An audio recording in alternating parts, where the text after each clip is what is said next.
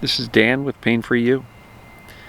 Today's topic is going to be the harder we try, the worse it gets.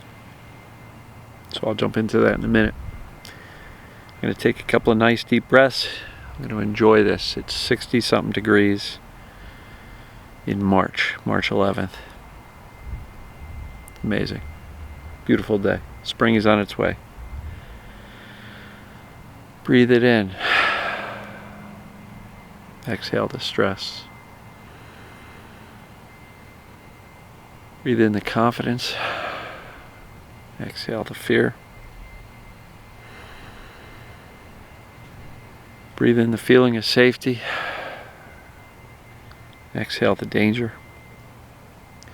So, why is it that the harder we try to fix ourselves from this TMS thing, or from anything, anxiety, depression, whatever, the harder we try, why do we get worse? So, just look at it. TMS is based on the belief that our body is fine. There's nothing wrong with us. Go live your life. Don't worry about it. But if we're extremely fearful of the symptoms, that tends to perpetuate them, right? And so, when we try harder, what we're doing is confirming with the brain that I am broken. I got to try really hard. I'm really, really broken. I got to fix. I got to do these 18 different things every single day without fail, otherwise I'm never going to get better. Whether it be meditating, deep breathing, yoga, mindfulness, expressive writing, journaling, you name it. Indifference. And I know I talk about a couple of things that we want to kind of adopt as who we become and how we navigate the world. But I really try to not give you a daily checklist.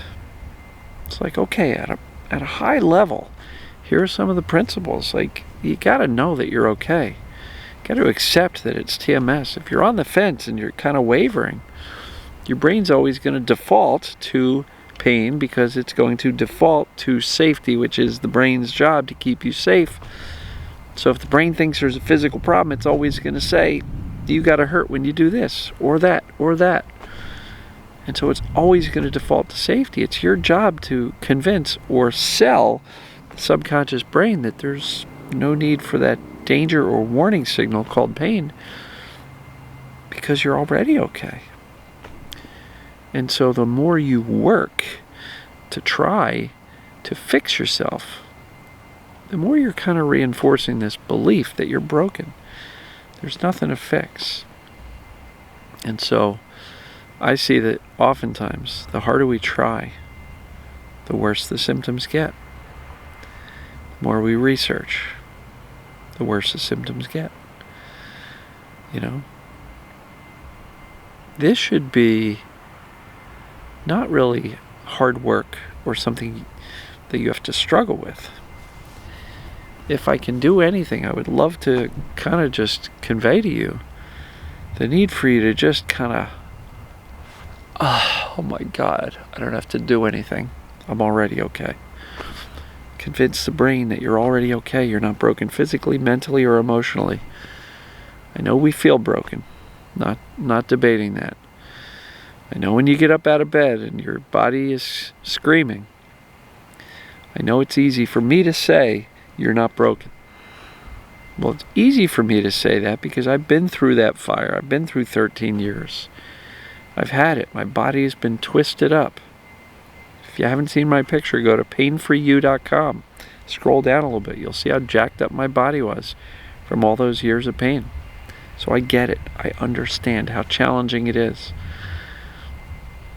But at the end of the day, I got better. When I finally deeply accepted that I'm not broken, I stopped putting fixing myself first and put living my life first. I stopped giving a crap if I hurt or not.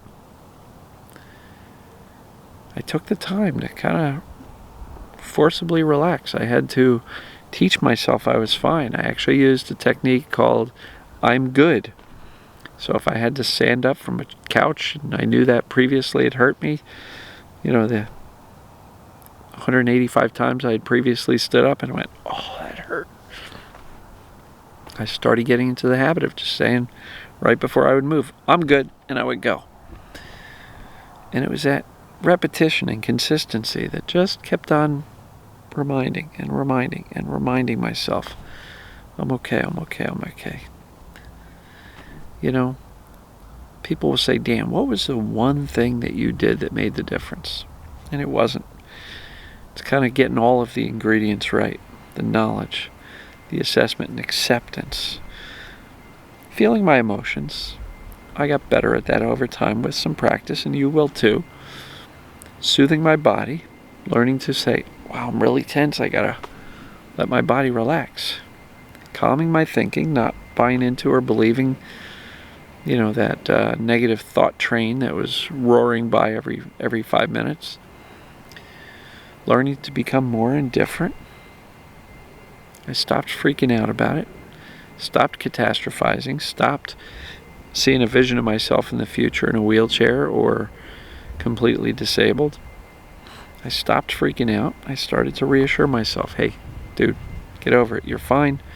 You'll be fine. And I don't want to say get over it in a way that sounds demeaning or dismissive, or that you're doing something wrong or you're making a mountain out of a molehill.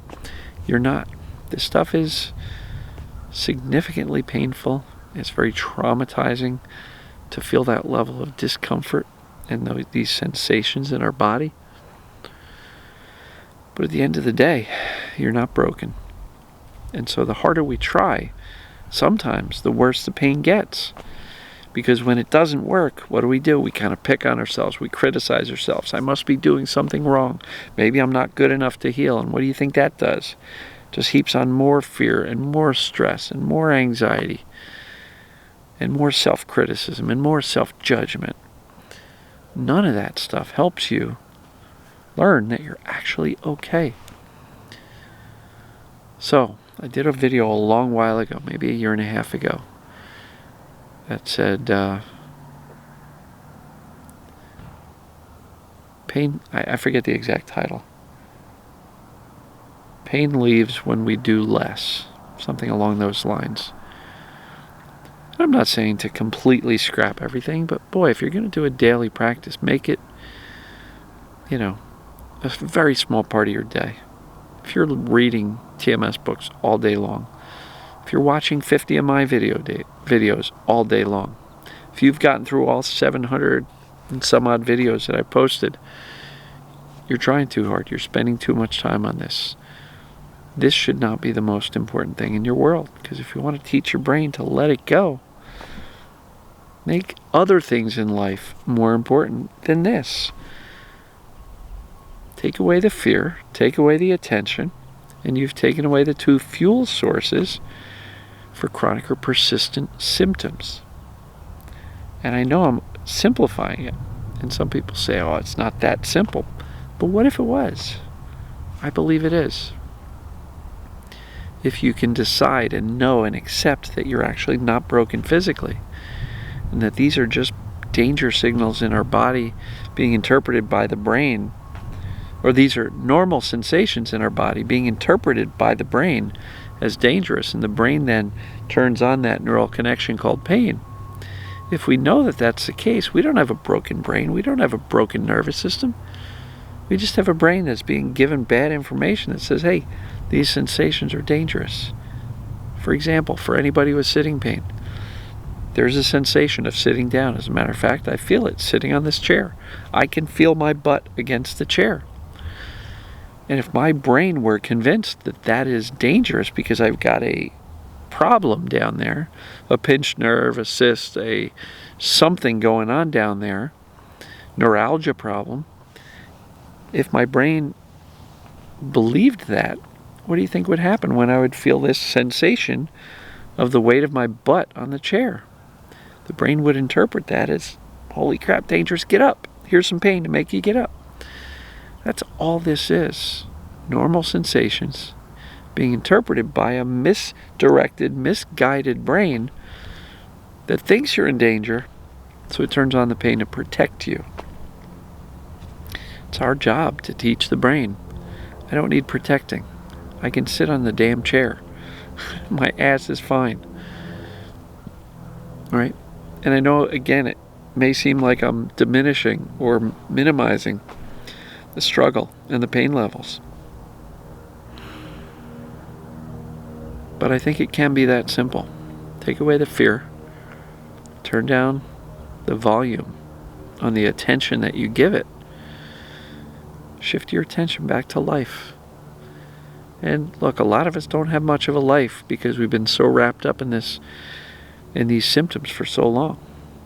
So, get out a pen and paper and say, what would I do if I were pain-free? Brainstorm. Each day, write out a new list. What would I do if? What would I do if I was feeling good? And then, within reason, start knocking some of those things off your list. Not everything requires you to be able to jump off the couch and go for a run down the street. Some of those things can be done laying down, standing up if you can't sit. Some can be done on a couch. Right? I don't know. I definitely believe the harder we try, sometimes the worse the symptoms get. And I believe that's the case because if we are really struggling and working and I got to double down on this TMS work over and over and over again, we're confirming with the brain that there's a big problem because look at how intensely I am going after this treatment and this cure. And what if it was a really, opposite 180-degree turn that just said to the brain, I'm not going to worry about it. I'm going to shift my attention over here, not going to fear it. And what happens? The brain gets the message pretty quickly that, wow, they're not freaking out about their physical sensations anymore. I guess they're okay. Hey, look at that. They're doing normal things, regular things. I guess they're okay. They're shifting their attention to normal things. Guess they're okay. They're not afraid of their body anymore. I guess they're okay. What does the brain interpret? Means that, well, I guess you're okay. So look, try less to get better faster. I know it's counterintuitive. It doesn't make any sense. But it does make complete sense when you stop and think about it. So, love you guys and gals. Enjoy your day. And we'll see you tomorrow.